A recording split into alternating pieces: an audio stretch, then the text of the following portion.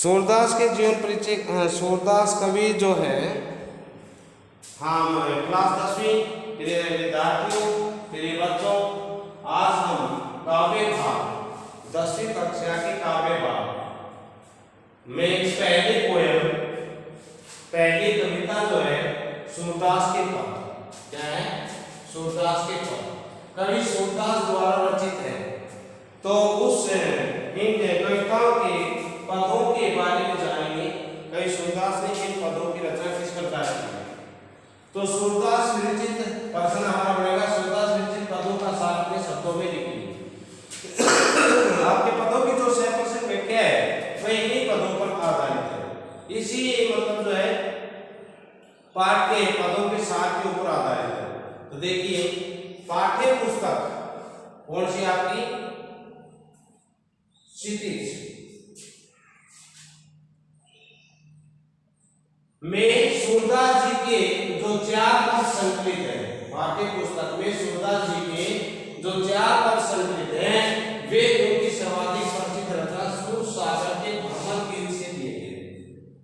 सूर सागर की क्या बताया? पाठ्य पुस्तक में सूरदास जी के जो 4 पद, यानी कि 10वीं क्लास में आपके पाठ्य पुस्तक में जो 4 पद संकलित किए गए हैं उनकी सर्वाधिक प्रसिद्ध रचना, सबसे अधिक सर्वाधिक जो है सबसे अधिक प्रसिद्ध रचना सूर सागर। सूरदास की 3 पुस्तकें थी, सूर सागर, साहित्य नदी और सूर सागर। तो यहाँ पर सूर सागर के बारे में बात कर रहा हूं मैं। तो सूर सागर के भ्रमर गीत पर्सन से लिए गए, यानी कि सूर सागर में भ्रमर गीत है, उस पर्सन से यहाँ से आपके 4 पद आपके इस सिलेबस में दिए गए हैं। तो केसर में मथुरा जाने के बाद कहां से शुरू होता है? केसर जब वन से मथुरा जाते हैं, यानी कि गोकुल से मथुरा जाने के बाद स्वयं ने लौटकर उद्धव के माध्यम से गोपियों के पास संदेश भेजा। जिसके पास भेजा संदेश? गोपियों के पास, यानी कि वो मथुरा जाने के बाद स्वयं नहीं आए, तो अपने मित्र उद्धव कौन था? श्री कृष्ण का मित्र उद्धव के माध्यम से गोपियों को पास संदेश भेजा था। उद्धव ने निर्गुण ब्रह्मा एवं कृष्ण एवं योग का संदेश, उद्धव ने क्या किया? वो संदेश लाकर गोपियों के पास, उद्धव ने निर्गुण ब्रह्मा एवं योग का संदेश। निर्गुण जिसमें कोई आस्था नहीं, सगुण जिसमें कोई आस्था हो। मैंने बताया कि आपको, फिर भी मैं आपको रिपीट कर रहा हूं, दोबारा याद दिला रहा हूं कि निर्गुण जो होता है जिसमें किसी प्रकार कोई विश्वास नहीं हो, अपने आप में ही विश्वास उसे निर्गुण कहते हैं। अपने पर विश्वास करना और किसी पर विश्वास नहीं करना, उसको हम निर्गुण कहते हैं। यानी कि अपनी आत्मा, अपने मन पर विश्वास करना। और सगुण जो हम सामने चित्र मूर्ति या जो भी मतलब जो है किसी देवता देवी देवता की मूर्ति हम सामने अगर पूजा करते हैं उसे सगुण कहते हैं। तो उद्धव ने निर्गुण ब्रह्मा एवं योग का संदेश उपदेश देकर गोपियों की विरह वेदना को दूर करने का प्रयास किया कि गोपियों के हृदय में जो प्रेम की पीड़ा चल रही है, उसके बिना प्रेम की पीड़ा की अग्नि जो चल रही है उसको दूर करने का प्रयास किया। गोपियां चूंकि ज्ञान मार्ग की अपेक्षा क्या कहती है? गोपियां चूंकि ज्ञान मार्ग की अपेक्षा प्रेम मार्ग को पसंद करती थी, कि वो ज्ञान मार्ग नहीं चाहती थी, वो प्रेम के रास्ते पर चलना चाहती थी और प्रेम के रास्ते पर ही ज्ञान प्राप्त करना चाहती थी, उसी से ज्ञान प्राप्त करना नहीं चाहती थी। अतः उन्हें उद्धव का यह शुष्क संदेश, उद्धव का यह शुष्क संदेश जो उन्हें रुला देने वाला, कमजोर कर देने वाला संदेश है, वह पसंद नहीं आया। अभी उद्धव और गोपियों की वार्तालाप प्रारंभ हुई थी। क्या बताया? अभी उद्धव और गोपियों की वार्तालाप, वार्तालाप क्या है? बातचीत प्रारंभ हुई थी कि कहीं से उड़ता हुआ एक भौरा, पुल पर मंडराने वाला एक भौरा, कहीं से उड़ता हुआ एक भौरा वहां आ पहुंचा। गोपियों ने उस भ्रमर के रथ से, यानी कि उस भ्रमर को ही इंगित कर लिया, उस भ्रमर को ही उसका माध्यम बना लिया। तो भ्रमर को लक्ष्य करके उद्धव को अनेक प्रकार से उपमान दिए, अनेक प्रकार से संकेत दिए, उपमान होते सिखाई दी। यही से भगवत गीता प्रारंभ हुआ, यहीं से जो सूरसागर पुस्तक है सूरदास की, और उसमें जो भ्रमर गीत है वो भ्रमर गीत का प्रसंग यहीं से प्रारंभ होता है। भ्रमर गीत का प्रारंभ हुआ पदों का सार इस प्रकार से।